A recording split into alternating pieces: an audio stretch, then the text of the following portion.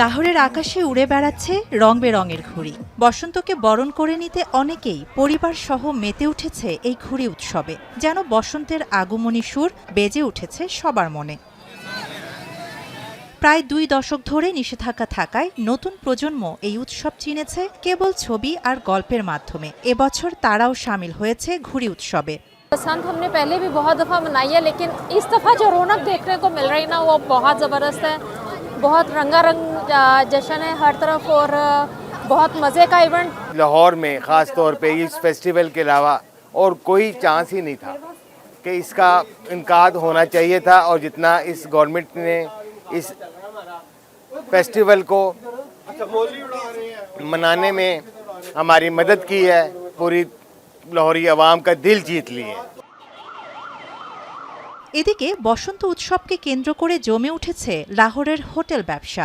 Room পাওয়া যাচ্ছে না হোটেলগুলোতে, আর কোনোভাবে রুম পাওয়া গেলেও নেওয়া হচ্ছে দ্বিগুণ দাম।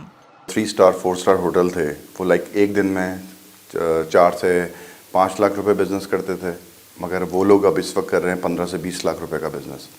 अगर 5 स्टार की तरफ से फर्ज करें, 4 स्टार 5 स्टार की तरफ जो अच्छे होटल्स हैं उनका बिजनेस था 50 लाख रुपए का, वो करोड़ 1.5 करोड़ का पर डे बिजनेस कर रहे हैं।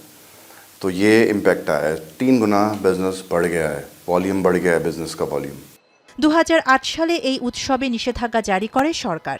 ঘুড়ির জন্য বিশেষভাবে তৈরি ধারালো সুতার কারণে হতাহতের ঘটনায় এমন সিদ্ধান্ত নেওয়া হয়। এদিকে নিষেধাজ্ঞা তুলে নিলেও নিরাপত্তা নিশ্চিতে ধারালো সুতা নিষিদ্ধ, ঘুড়িতে কিউআর কোড দেয়া সহ বিভিন্ন পদক্ষেপ নেওয়া হয়েছে। শুক্রবার শুরু হওয়া 3 দিনের এই উৎসব শেষ হচ্ছে রোববার। পাঞ্জাবে মাঘ মাসে এই উৎসব শুরু হয়, যা মূলত ঘুড়ি উড়ানোর সাথেই সম্পর্কিত।